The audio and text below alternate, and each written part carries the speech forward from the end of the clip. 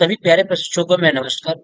आप सभी का हमारे चैनल टीएसपी क्लासेस में एक बार फिर से बहुत बहुत स्वागत है। तो दोस्तों, आज हम इस वीडियो में बात करने वाले हैं यूपी डीलर अर्थात बीटीसी थर्ड सेमेस्टर के चतुर्थ प्रश्न पत्र मैथ के लघु उत्तरीय प्रश्न के बारे में बात कर रहे हैं।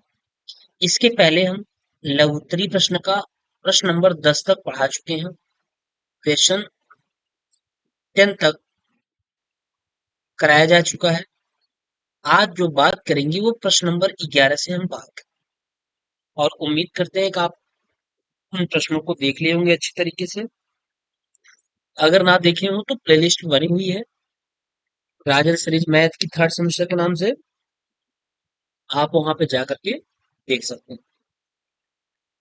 तो चलिए हम लोग स्टार्ट करते हैं। प्रश्न नंबर 11 कह रहा है कि एक गोले का पृष्ठीय क्षेत्रफल ज्ञात कीजिए जिसका व्यास 8.4 मीटर है।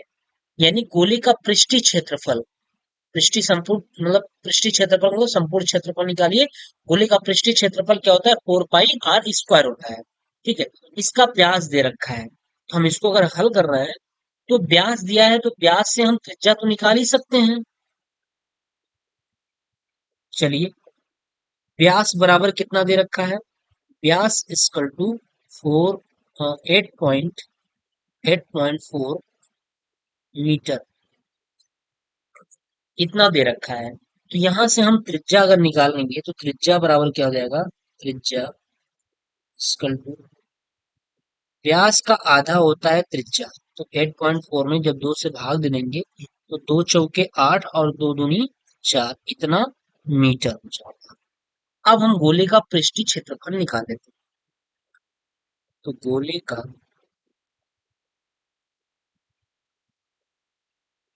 पृष्ठीय क्षेत्रफल बराबर 4 पाई r²। तो क्या हो जाएगा? 4 इंटू पाई का मान रख देंगे 22/7 इंटू 4.2। त्रिज्या त्रिज्या 4.2 दे रखा है, स्क्वायर है 2 बार लिख दो। काटिए, देखिए 7×6 = 42.6 हो जाएगा। और यहाँ क्या बचेगा? 4 इंटू 22 इंटू 0.6 इंटू 4.2 मल्टीप्लाई करा लीजिए। 22 चौका 88 होता है। कितना होता है? 88 होता है। और 0.6 का 4.2 में गुणा कर लिए। 6 दूनी 12 का ही 2 हो जाएगा। हाथ लगाए, 6 चौके 24, 24 एक 25 हो जाएगा। कितने अंक पे दशमलव है? एक अंक इधर, एक अंक इधर, दो अंक पे दशमलव। ठीक। अब 88 का जब 2.52 में हम गुणा करेंगे 88 का तो क्या हो जाएगा? 8 दूनी 16, 8 दूनी 16, 8 पंजे 40, 40 से 41 का ही एक हाथ लगा 4, 8 दूनी 16, 16 4 20। फिर यही तो यहाँ 6 हो जाएगा, यहाँ 1 हो जाएगा, यहाँ 0 हो जाएगा, यहाँ 2। तो 6 हो गया, 7 हो गया, 1 हो गया, 2 हो गया, 2 हो गया, 2 अंक पे दशमलव। कितना आ गया? 221.76 क्या मीटर दिया है और क्षेत्रफल है तो वर्ग मीटर हो जाएगा। कितना हो जाएगा? वर्ग मीटर। ठीक है, 221.76 वर्ग मीटर। ठीक, ये इसका आंसर है। चलिए, अगला प्रश्न कर रहा है किसी अर्धगोले का पृष्ठीय क्षेत्रफल 308 वर्ग सेंटीमीटर है। गोले की त्रिज्या ज्ञात कीजिए। अर्धगोले का पृष्ठीय क्षेत्रफल दे रखा है। अर्धगोले का पृष्ठीय क्षेत्रफल, अर्धगोले का पृष्ठीय क्षेत्रफल का फार्मूला क्या होता है कि ये हो जाता है आपका 2 पाई r², क्योंकि गोले का पृष्ठीय क्षेत्रफल 4 पाई r² होता है। तो अर्धगोले का आधा हो जाएगा। तो कितना हो जाएगा? 2 पाई r² हो जाएगा। तो 2 पाई r² इसका 2 दे रखा है 360 और 308 वर्ग सेंटीमीटर इतना दे रखा है। 308 वर्ग सेंटीमीटर। यहां से त्रिज्या निकालनी है। तो आर स्क्वायर इक्वल टू कितना हो जाएगा, 308/2 इंटू 22/7 हो जाएगा, 7 ऊपर चला जाएगा, देखिए कट जाएगा। आर स्क्वायर इक्वल टू 22 से काटिए, 22 का 22, 22 8 30, 22 चौका 88, 22 1 का 22, 22 चौका 88, 14 हुआ, 2 सत्ते 14 हो गया, यानी क्या बचा, 7 इंटू 7 बचा। तो आर का मान कितना हो जाएगा, आर का मान 7 हो जाएगा, क्योंकि 49 का वर्गमूल 7 होता है। त्रिज्या बराबर कितनी हो गई, 7 सेंटीमीटर, 7 सेंटीमीटर। ठीक। अगला प्रश्न करा, एक बेलनाकार पाइप की ऊंचाई 5 मीटर है। एक बेलनाकार पाइप की ऊंचाई दे रखा है, एच बराबर कितना दे रखा है, 5 मीटर दे रखा है। ठीक है, उसके आधार का व्यास कितना दे रखा है, व्यास मतलब डी, डी इक्वल टू कितना दे रखा है, 28। ये सेंटीमीटर दिया हुआ है, ध्यान रखिएगा, यूनिट चेंज हो गई, 28 सेंटीमीटर है। इसके वक्र पृष्ठ पर 8 रुपया प्रति वर्ग मीटर की दर से पेंट कराने का व्यय ज्ञात कीजिए। जो व्यय दिया हुआ है वो 8 रुपया प्रति वर्ग मीटर दिया है, यानी मीटर में दिया हुआ है। तो हम व्यास जो दिया है, व्यास को हम पहले यहाँ से त्रिज्या कर लेते हैं, तो त्रिज्या बराबर कितना हो जाएगा, 28/2 सेंटीमीटर हो जाएगा। मतलब 14 क्या हो गया, ये 14 क्या हो गया, 14 सेंटीमीटर। अब इसको हम मीटर में अगर बदलेंगे तो क्या करेंगे, 1 मीटर बराबर 100 सेंटीमीटर, तो 14 में हम 100 से भाग देंगे, अब ये मीटर में चेंज हो गया।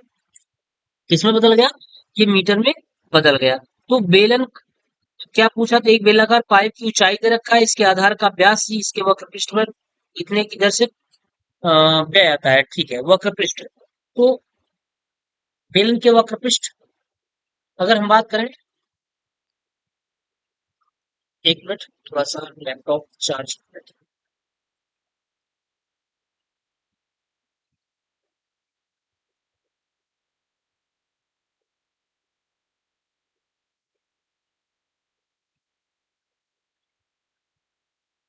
चलिए। तो क्या कह रहा है कि इसके वक्र पृष्ठ पर, तो हम बेलन का वक्र पृष्ठ निकाल लेते हैं, तो बेलन का वक्र पृष्ठ, बेलन का वक्र पृष्ठ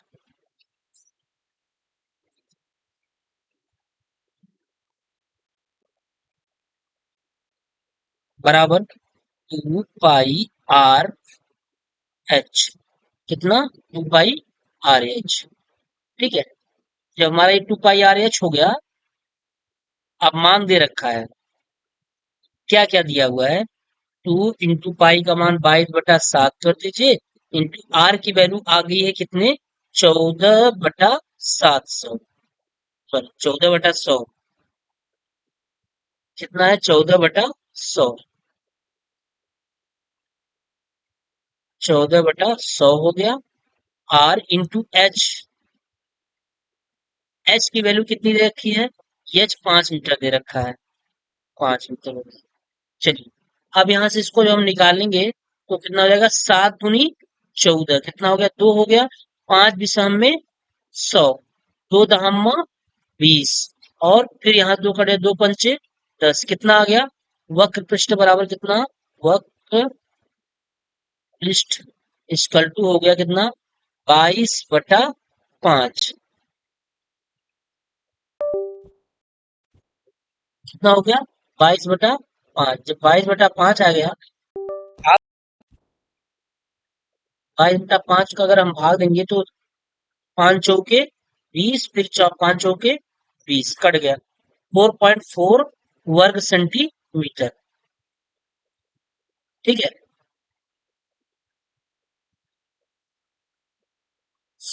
प्रति वर्ग मीटर की दर से। ठीक है, तो वक्र पृष्ठ 4 वर्ग मीटर आ गया। जब 4 वर्ग मीटर आ गया, अब कह रहा है वक्र पृष्ठ पर पेंट का जो व्यय दिया है, वक्र पृष्ठ पर पेंट का व्यय कितना दे रखा है,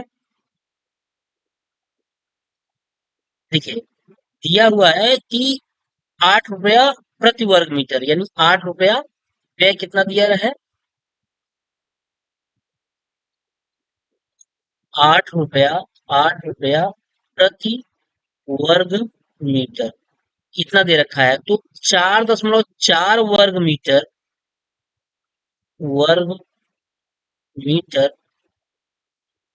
पेंट वक्र पृष्ठ पर, वक्र पृष्ठ पर पेंट का व्यय कितना हो जाएगा? एक वक्र पृष्ठ पर, यानी एक वर्ग मीटर, एक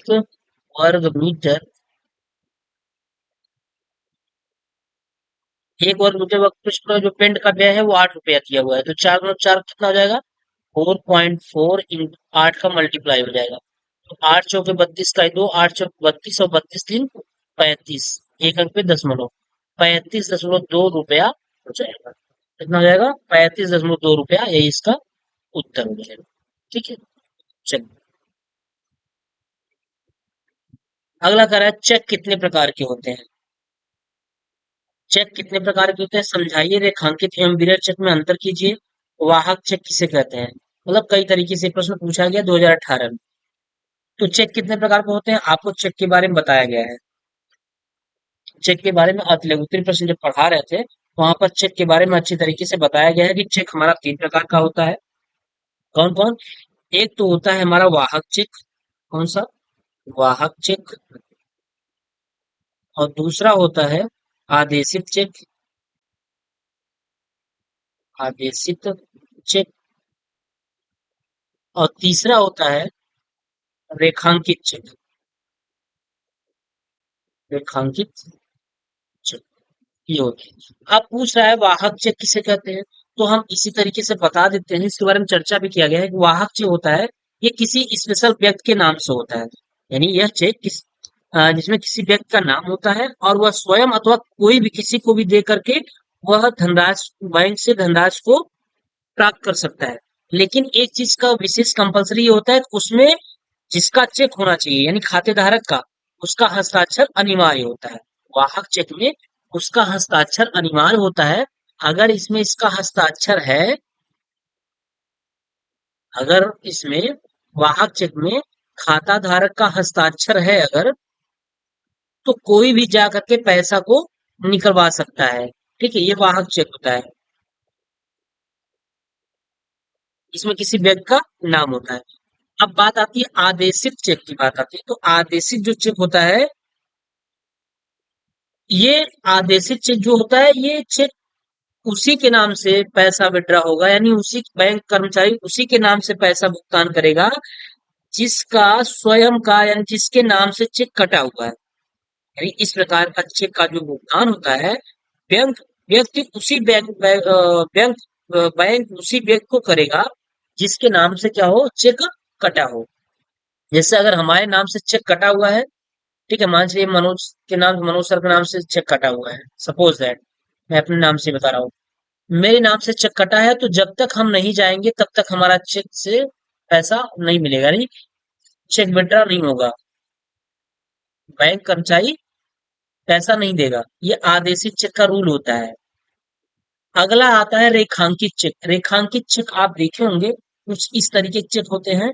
यहाँ पे नाम वगैरह लिखा होता है, जो अभी आप अपना डालेंगे, ठीक है, जो भी अपना डालेंगे यहाँ नाम रहता है, अकाउंट नंबर वगैरह लिखा ही रहता है, यहाँ अमाउंट डालने के लिए रहता है, और यहाँ इंग्लिश में अमाउंट यानी टोटल देन अमाउंट डालने के लिए रहता है, पैसा डालने के लिए रहता है, और यहाँ पैसा आप डाल देते हैं।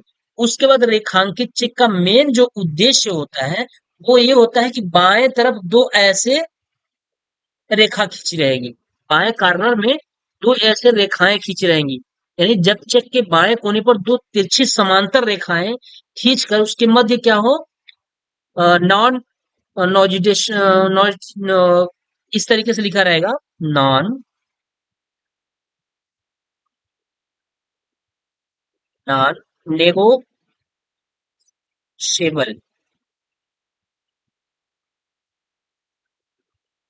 नॉन नेगोशिएबल, नेगोशिएबल इस तरीके से लिखा रहेगा, अथवा अकाउंट पे मनली लिखा रहेगा।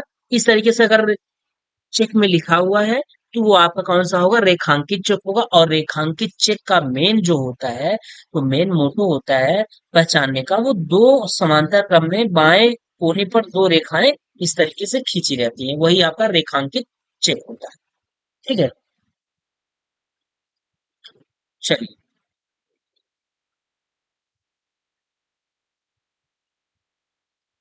अगला क्या है। अगला प्रश्न कर रहा है 4 इंटू 5, इसको सरल करना है। 4 इंटू 5 की पावर कितना है, -2 भागे 1/10 होल स्क्वायर प्लस 3/4, इसको सरल करना है। क्या करेंगे आप, 5 चौके 20 मल्टीप्लाई करा देंगे, 5 चौके 20 हो जाएगा, 20 की पावर -2, अगर -2 हटाना है तो उसको भाग लेके चले जाएंगे, बटा में कर देंगे। और ये 1/10, 1/10 का पावर ऐसे रहने दीजिए। बहुत आसान सवाल है, केवल देखने में लग रहा है आपको कि टफ होगा। और प्लस क्या हो गया, 3/4, आप कुछ नहीं करना है। ये 20 को हम, 20 पे जो पावर -2 है, इस पावर को प्लस बनाने के लिए क्या करना होगा, इसको बटा में कर लेना होगा। इसको हम कर सकते हैं 1/20 की पावर क्या, 2 प्लस 10 दहम्मा 100, और 20 में 400 भी हम इसको कर सकते थे। ठीक है, चलिए हम यही 400 कर देते हैं, 20 में 400। अब ये पावर हट जाएगी, क्या हो जाएगी, पावर हट जाएगी। या तो फिर एक लाइन में और करने दीजिए, नहीं तो फिर आपको कंफ्यूज हो जाएगा। 20 की पावर 2 हो गया, प्लस 1/10 की पावर 2,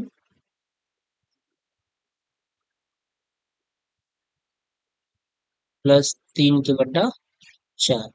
तो क्या हो जाएगा, 1/20 में 400, और प्लस 1/10 100।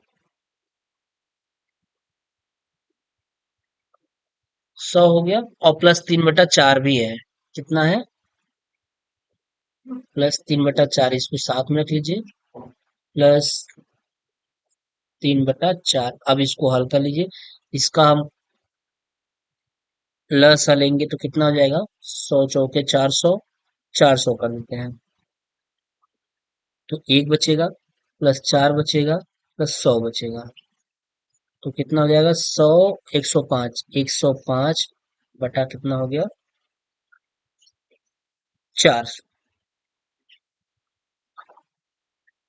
तो यहाँ 3 हो जाएगा, माफ करिएगा, क्योंकि अंश में देखिए 3 दिए है, अंश में क्या है, 3 है ना, अंश में 3 है।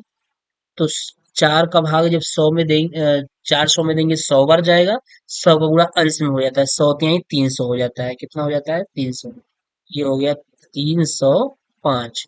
305 भाग 400 जब करेंगे, देखिए काटिए, 5 से काटिए, 5 छंग 30, 5 एक्का 5, 5 छंग 30, 5 एक्का 5, और 5 अट्ठे 40, 61/80, यही आपका क्या हो जाएगा, आंसर। ठीक है, चलिए अगला प्रश्न कह रहा है 3x² + 10x - 8 का गुणनखंड कीजिए, इसका गुणनखंड करना है। तो 8 3 के 24, 24 का ऐसा खंड करिए कि घटाने पर 10 आ जाए, तो घटाने पे 10 आ जाए, 24 का ऐसा खंड करिए, 6 चौक 24, 6 4 10, यानी हो जाएगा कितना, 3x²। अच्छा, घटाने पे 10 आना चाहिए, जोड़ने पे नहीं। 24, 12 दूना 24, 12 में 2 हो गए 10, ठीक। 3x² + 12x - 2x - 8। तो यहाँ 3x कॉमन ले लेंगे तो कितना हो जाएगा, x प्लस 3 चौके 12, -2 कॉमन लेंगे तो प्लस हो जाएगा x प्लस 2 चौके 8। तो जो इस क्वेश्चन में है वही इस क्वेश्चन में भी है, तो दोनों में से एक को उतार लेंगे, x + 4 हो गया। और अगले क्वेश्चन में 3x - 2 हो गया, ये क्या हो गया, आंसर हो गया। ठीक है, चलिए अगला प्रश्न, 15x⁴ +3x² - 18, कोई दिक्कत नहीं है। ये स्क्वायर दिया है, 4 घात दे दिया, यहाँ भी स्क्वायर दिया, इसलिए कोई दिक्कत नहीं है। अगर यहाँ स्क्वायर ना दिया होता तब थोड़ी सी प्रॉब्लम होती। तो यहाँ पे पहली बात तो आप 3 कॉमन लीजिए, क्या 3 कॉमन लेंगे तो क्या बचेगा, 3 × 5 = 15, 5 x घात में 4 बचेगा, और प्लस यहाँ एक्स स्क्वायर बचेगा और माइनस 3×6 = 18 ये हो। तो अब ये 3 हो गया। 3 बड़ा क्वेश्चन लगाइए। 6×5 = 30, 30 का ऐसा कंड करिए घटाने पर 1 आ जाए। तो 6 में से 5 गया 1, यानी 5x² 4, 5x घाते 4 प्लस 6×5 = 30 माइनस 6 आए ना, यानी 6×5 = 30 घटाने पर 1 आ जाए। तो 6x² माइनस 5x² माइनस 6 तो हो गया 3। यहाँ क्या कॉमन ले लेंगे, केवल कॉमन बनेगा क्या, एक्स स्क्वायर कॉमन बनेगा। एक्स स्क्वायर जब कॉमन लेंगे तो बचेगा 5x² और प्लस 6 बच जाएगा। फिर माइनस यहाँ क्या कॉमन लेंगे, 1 कॉमन लेंगे तो क्या बच जाएगा 5x² और माइनस माइनस प्लस प्लस 6 हो गई। ठीक, ये हो गया। अब हो जाएगा, क्या बच जाएगा, इन दोनों कोष्टक में वही है, एक को उतार लीजिए, 5x² प्लस 6 हो गया। और अगले कोष्टक में कितना हो जाएगा, x² माइनस 1। कितना हो जाएगा, x² माइनस 1। और ये 3 आगे है ही, तो ये 3 लगा लीजिए। ठीक है, क्या कर दीजिए, 3 लगा लेते हैं हम। अब उसके बाद आप या तो फिर यहीं पे छोड़ सकते हैं, नहीं तो आपका एक और यहाँ पे गुणनखंड बनेगा। एक ये वाला भी बन जाएगा, 3 5x² माइन प्लस 6। और ये वाला देखिए वर्गांतर का सूत्र बन जाएगा, एक कोष्टक में x+1 हो जाएगा और अगले कोष्टक में x-1 हो जाएगा। अब यहाँ भी एक आंसर। ठीक है, ये उत्तर हो गया। अगला प्रश्न देखिए, चक्रवृद्धि मिश्र धन ज्ञात करने का प्रतीकात्मक सूत्र लिखिए। यह भी बताइए कि प्रयुक्त प्रतीक किन अर्थों में है। यानी प्रतीक सही बताना है कि क्या, कहाँ ये, इसमें जो जो है आर क्या है, या पी क्या है, ये सब बताना है। तो ये देखिए प्रश्न 2018 में आया हुआ है। तो चक्रवृद्धि मिश्र धन, चक्रवृद्धि मिश्र धन बराबर होता है, चक्रवृद्धि मिश्र धन ए बराबर P1+R/100 वेयर जहां क्या, जहां ए बराबर क्या है, मिश्र धन है। ए बराबर क्या है, ए मिश्र धन यानी चक्रवृद्धि मिश्र धन है। पी बराबर क्या है, मूलधन है, मूलधन। आर बराबर क्या है, दर है, दर किसमें, प्रतिशत में। टी क्या है, समय, समय किसमें, वर्ष में। वर्ष या छमाही जो भी दिया हो, ठीक है, इसको लिखने की जरूरत नहीं है। वर्ष रहेगा, छमाही में दिया रहेगा, तिमाही में दिया रहेगा, तो उससे मतलब नहीं है। ये समय क्या है हमारा, टी क्या है, समय है। ठीक है, यही निकालना था, ये करना था। 2 नंबर का प्रश्न है, 2018 में पूछा गया है। अगला प्रश्न कह रहा है 400 का 5% वार्षिक ब्याज की दर से 2 वर्ष का चक्रवृद्धि ब्याज ज्ञात कीजिए। तो चक्रवृद्धि ब्याज बराबर होता है, चक्रवृद्धि ब्याज बराबर P1+R/100 माइनस पी, यानी मिश्र धन माइनस मूलधन होता है, यही ना होता है चक्रवृद्धि ब्याज बराबर मिश्र धन माइनस मूलधन। ये मिश्र धन का फार्मूला है। तो पी का मान कितना दिया है, 400 दे रखा है, और 1+R की वैल्यू कितनी है, 5, 5 को बटा कितना हो जाएगा, 100। ये पावर कितना है, 2 वर्ष माइनस 400, घटा देंगे, आंसर हो जाएगा। तो 5×20 में 100, 20 का 20 21, यानी कितना हो गया, 400 इंटू 21 के बटा 20 इंटू 21 के बटा 20 माइनस कितना हो जाएगा, 400 हो जाएगा। तो 20 में 400, ये कैंसिल हो गया, 21 का में 441 हो गया, 441 माइनस 400 हो गया। तो चक्रवृद्धि ब्याज कितना आ जाएगा, 41 रुपया आ जाएगा, यही आंसर। ठीक है, ये चक्रवृद्धि, चक्रवृद्धि ब्याज हो गया। ठीक। चक्रवृद्धि ब्याज 41 रुपए आ गया। चलिए, अगला प्रश्न करा, हर्षिता ने एक राष्ट्रीयकृत बैंक में 5,000 रुपया जमा किया। कितना? 5,000 रुपया जमा किया। 2 वर्ष बाद उसे कुल कितने रुपए मिले यदि बैंक 8% वार्षिक चक्रवृद्धि ब्याज देता है? तो कोई दिक्कत नहीं है। यहाँ पे आप क्या करेंगे, जो जो चीजें दे रखी हैं उसको आप लिख लीजिए। मूलधन कितना दे रखा है? P=2 दे रखा है। P=2, P बराबर दे रखा है 5,000 रुपया। कितना? 5,000 P दिया है। समय कितना दे रखा है? समय मतलब T दे रखा है 2 वर्ष। 2 वर्ष।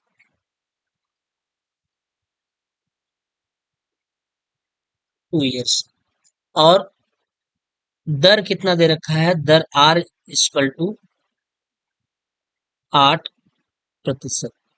तो यहाँ से हम चक्रवृद्धि ब्याज देता हो तो क्या, अगर हर्षिता ने एक राष्ट्रीय बीमा इतना जमा किया, 2 वर्ष बाद उसे कुल कितने रुपए मिलेंगे, वही उसका मिश्र धन पूछ रहा है। कुल कितना मिलेगा, ब्याज सहित जोड़ के कितना मिलेगा। तो आपको फार्मूला पता है, मिश्र धन बराबर A बराबर P1+R/100 पावर T।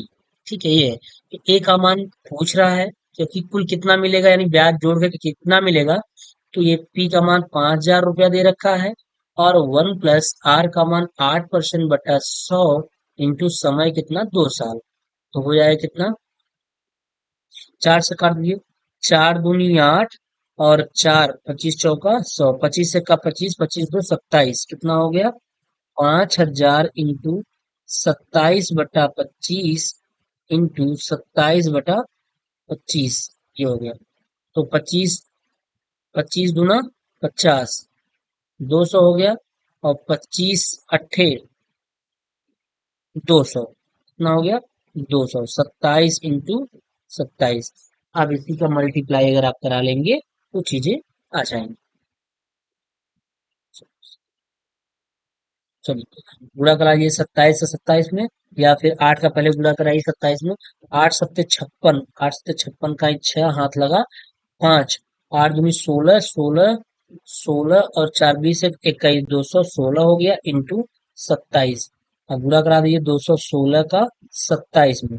7 6 42 का ही 2 हाथ लगा 4, 7 1 का 7 4, 11, 7 दूनी 14 1 15, 2 6 12, 2 1 का 2 1 3, 2 दूनी 4, ये हो गया 2 3 8 5, 5,832। कितना आ गया, 5,832 रुपया। ये क्या आ गया, हर्षिता को इतना रुपया मिलेगा। हर्षिता को मिले रुपए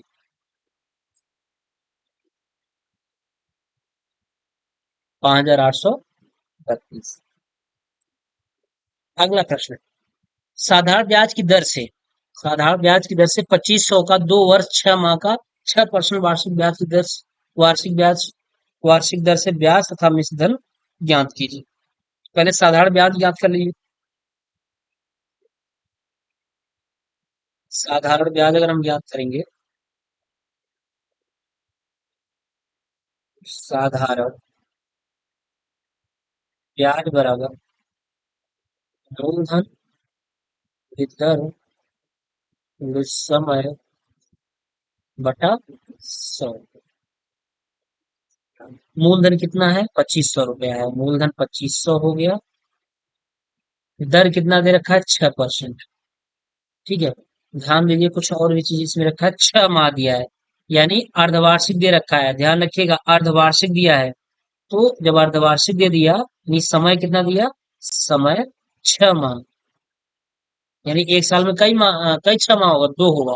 तो जब अर्धवार्षिक हो गया तो दर कितना हो जाएगा, आधा हो जाएगा। यानी दर कितना हो जाएगा, दर बराबर 6/2% हो जाएगा। यानी 2 तिहाई 6, 3 इंटू समय 6 माह और बटा कितना, 100। तो यहाँ से हम निकाल लेंगे।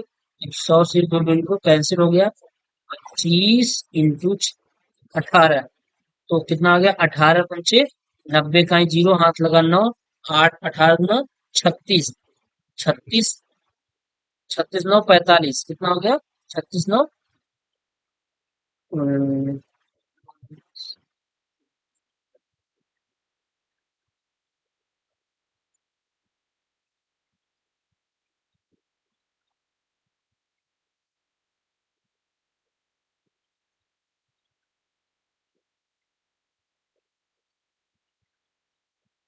एक मिनट, नहीं गलत हो रहा है। क्या कह रहा है, साधारण ब्याज की दर से 2500 का 2 वर्ष, 2 वर्ष 6 माह, तो हो 2 वर्ष 6 माह, ध्यान दीजिए थोड़ी सी गलती हो गई। 2 वर्ष 6 माह, फिर से लगाते हैं सवाल के। सवाल करा 2 वर्ष 6 माह है, जो टाइमिंग है वो है 2 वर्ष 6 माह, यानी कि एक वर्ष में कितना तिमाही, एक वर्ष में कितना छमाही, दो, दो एक कितना हो जाएगा, 3 हो जाएगा, 2 1 3 हो जाएगा। पहले इस चीज को लिख लेते हैं हम। सवाल क्या क्या दे रखा है, मूलधन दिया है P बराबर दे रखा है कितना, P बराबर 2500, 2 वर्ष 6 माह, समय कितना दिया है, समय T बराबर दे रखा है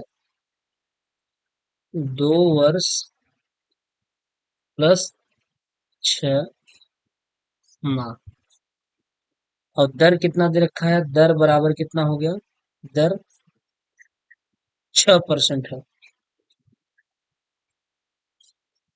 तो इसका जब हम निकालेंगे दो, इसको ईयर बनाएंगे तो 2 साल है और आधा साल ये है, तो 2 साल प्लस आधा साल जोड़ेंगे हम, दो दूनी चार, एक 5/2, यानी कितना हो जाएगा, ढाई हो जाएगा, कितना हो जाएगा, ढाई हो गया, 5/2 बराबर कितना, 2.5 ईयर हो जाएगा। अब इसमें छमाही भाई कुछ नहीं कह रहा, छमाही भाई कुछ नहीं कह रहा है, बस यहाँ पे ध्यान नहीं दिया गया, ये 2 वर्ष 6 माह था, यहाँ केवल हमने 6 माह देखा था बस। तो समय कितना आ गया, 2.5 वर्ष आ गया, दर कितना है, 6% है। अब हम निकाल लेंगे, अब साधारण ब्याज की दर से हम इसको निकाल लेते हैं। तो साधारण ब्याज बराबर, साधारण ब्याज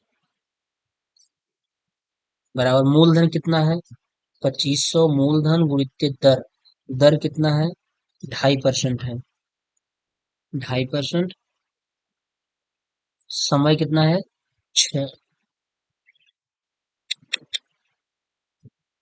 कहाँ से गलत हो जा रहा है भाई, मूलधन गुणित दर, दर कितना है, 6% है, मूलधन गुणित दर, समय कितना है, 2.5 वर्ष है, बटा 100, तो ये डबल जीरो से डबल जीरो कैंसिल हो जाएगा, आ जाएगा 25 छक्का 150, 150 हो गया, इंटू 2.5 हो गया, 25 0 0, 25 पंचे 125, 125 का 5 हाथ लगा 12, 25 1 का 25, 25 10 35 36 37, एक अंक पे दशमलव, 375 रुपया, साधारण ब्याज कितना हो गया, 375 रुपया आ गया।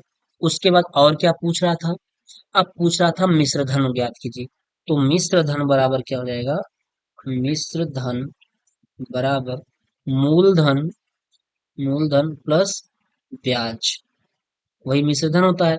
तो मूलधन कितना था, मूलधन आपका 2500 है, और प्लस ब्याज में आपके कर देंगे, जोड़ देंगे 375 रुपया जोड़ देंगे।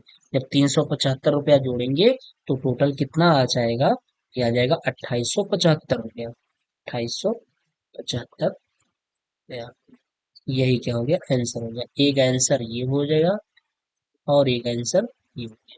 ठीक है, दोनों उत्तर आपके आ गए। चलिए, अगला प्रश्न क्या कर रहा है, 22 नंबर, अभिषेक की कमरे की लंबाई 4 मीटर, अभिषेक के कमरे की जो लंबाई है वो 4 मीटर दिया है, चौड़ाई 3.5 मीटर तथा ऊंचाई 3 मीटर है, इस कमरे के चारों दीवारों का क्षेत्रफल, तो कमरे के चारों दीवारों का क्षेत्रफल का फार्मूला होता है 2 लंबाई प्लस चौड़ाई गुणित ऊंचाई, ये आपको पता है। तो कमरे के चारों दीवारों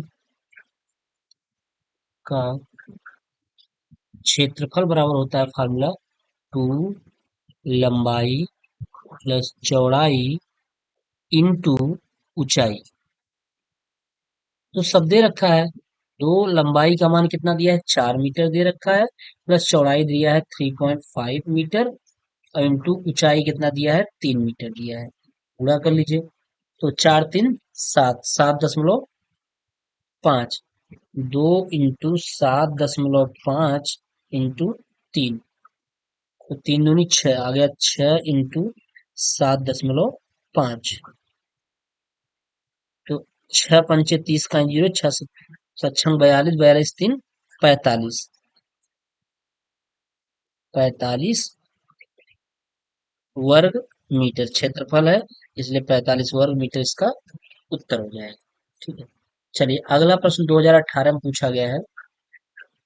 2018 में पूछा हुआ है ये कि 10 सेंटीमीटर भुजा के दो घनों को बराबर सटाकर रखने से प्राप्त घनाभ का संपूर्ण पृष्ठ ज्ञात कीजिए। देखिए 10 सेंटीमीटर भुजा के दो घनों को बराबर सटा दिया गया है। जैसे एक घन ये हो गया,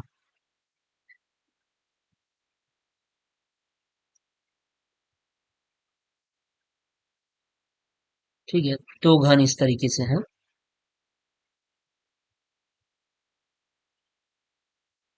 10 सेंटीमीटर इसकी भुजा है यहाँ तक, फिर इसी को सटा दिया गया है, यानी इसे और ऐसे बढ़ा लिया गया है, इसी को सटा करके इस तरीके से बना दिया गया है। ठीक, इसे सटा करके एक और घर बना दिया गया है। आइए बना कर दिखा देते हैं आपको।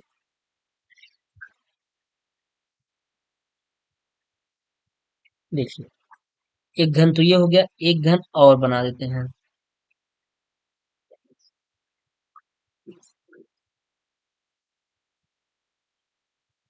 कुछ इस तरीके से।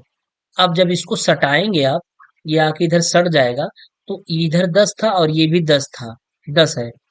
जब दोनों मिला देंगे तो कितना हो जाएगा, 10 10 20, कितना हो जाएगा 20 सेंटीमीटर। टोटल कितनी हो गई, 20 सेंटीमीटर। जब 20 सेंटीमीटर हो गई तो घनाभ की जो लंबाई 10 सेंटीमीटर घनों को सटाकर रखने से प्राप्त घनाभ का संपूर्ण पृष्ठ। तो घन की लंबाई, एक घन की लंबाई कितनी थी, 10 सेंटीमीटर थी। जब दोनों को जोड़ दिए तो वो भी क्या हो गई, 20 हो गई। तो लंबाई बढ़ गई लेकिन चौड़ाई आपकी वही रहेगी। तो अब हम बात करेंगे अगर कि घनाभ की लंबाई बराबर कितनी हो जाएगी। देखिए ये इसकी लंबाई बढ़ गई है लेकिन चौड़ाई आपकी यही रहेगी, चौड़ाई और ऊंचाई यही रहेगी। चौड़ाई भी 10 रहेगी, ऊंचाई भी 10 ही रहेगी। क्योंकि घन था, अगर एक घन का दे रखा है, घन की एक भुजा दे रखी है तो वही उसी आकार की सारी भुजाएं भी हो जाएंगी। लंबाई चौड़ाई ऊंचाई सब बराबर होता है घन में। तो घनाभ की जो लंबाई हो जाएगी वो 10 और प्लस 10 कितना हो जाएगा, 10 10 20 सेंटीमीटर। 20 सेंटीमीटर लंबाई हो गई, लेकिन चौड़ाई क्या रहेगी, चौड़ाई 10 सेंटीमीटर ही रहेगी, 10 सेंटीमीटर। और रही बात ऊंचाई की, तो ऊंचाई भी हमारी कितनी रहेगी, ऊंचाई भी हमारी 10 सेंटीमीटर ही रहेगी। कहीं से भी आप नापेंगे, क्योंकि उसको सटा के रखने पे उसकी लंबाई बढ़ेगी, ना कि चौड़ाई और ऊंचाई। ऊंचाई यहाँ पे 10 सेंटीमीटर है तो 10 सेंटीमीटर हर जगह ऊंचाई इसकी 10 सेंटीमीटर ही रहेगी। ठीक है, तो अब हम इसका क्या निकालना है हमको, घनाभ का संपूर्ण पृष्ठ। तो घनाभ का संपूर्ण पृष्ठ बराबर 2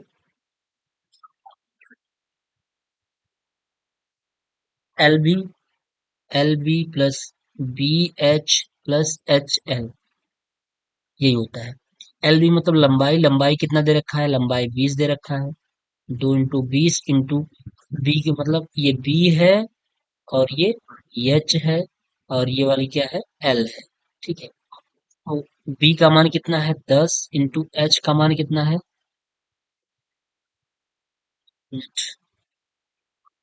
देखिए